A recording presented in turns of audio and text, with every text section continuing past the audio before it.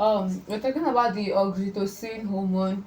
So it's another hormone that is secreted or produced by the pituitary gland. So first of all, I would love to talk about what gland is basically in general. So gland, they are organ that produces or secretes chemical substance. It could be hormone, it could be enzyme, but they just secrete substances at for specific function in the body. So that's the function of gland. Now coming to the oxytocin hormone that is produced by the pituitary gland. Now this hormone performs three functions. Like I said, it performs three functions. Number one function that this hormone performs is that it stimulates the release of milk by the mammary gland. It stimulates the release of milk by the mammary gland. Remember that the prolactin, what it does is that it stimulates the production or the release of milk from the mammary gland, but this oxytocin, it stimulates the release of milk from the mammary gland. It is called the let down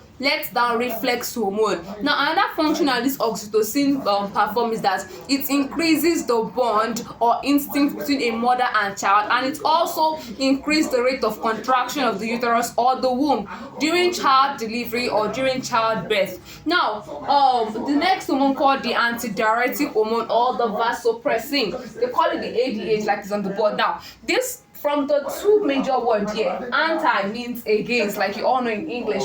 Now diuretic, the disease is called diuresis. Now diuresis, diuresis is a disease that is characterized by the excretion of watery urine. It is characterized by the excretion of watery urine. Now this antidiuretic hormone, what it does is that it prevents the release of excess amount of urine, excess amount of water in the urine. Like now, you know, urine consists of a large quantity of water. Now antidiuretic hormone ensures that while you are urinating, you don't pass out enough water, like you don't pass out a large amount of water needed by the body. So it helps retain a considerable amount of water in the body. Now if there's an over secretion of this antidiuretic hormone, it's going to lead to a large amount of water being retained in the body, and that will result to swelling of tissues in the body, and it will result to a condition called the dropsy. It's called the dropsy, or you call it the oedema, dropsy or oedema. Now this is when the antidiuretic hormone is over secreted to the point that a lot of water is being conserved or retained in the human body, and then it will lead to swelling of tissues in the body. So and it finally leads to dropsy or oedema. Now if there's an under secretion of this antidiuretic hormone, there will be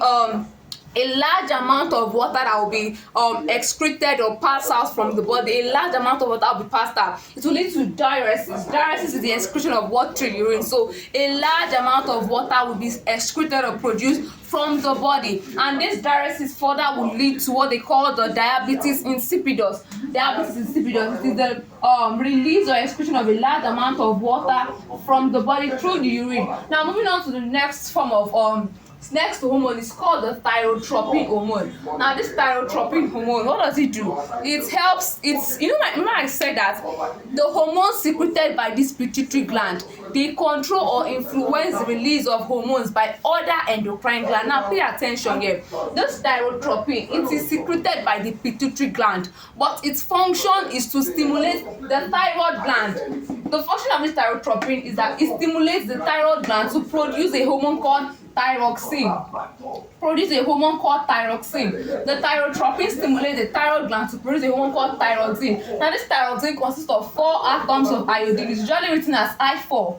It consists of 4 atoms of iodine. So what does it do is that it regulates the rate of metabolic activities in the human body. It regulates the rate of metabolic activities in the human body. So over secretion of this hormone will lead to over secretion, over production of the thyroxine by the thyroid gland, and when this is produced in large amount over secreted, it will lead to an increased rate of metabolism in the human body, and under secretion of this hormone will lead to a condition called goiter. And goiter refers to the abnormal enlargement of what? Of the thyroid gland. So please take note of this function. Now gonadotropin, it is very complex, so I want to pay rapt attention to it. So I will continue the explanation of gonadotropin in the next video.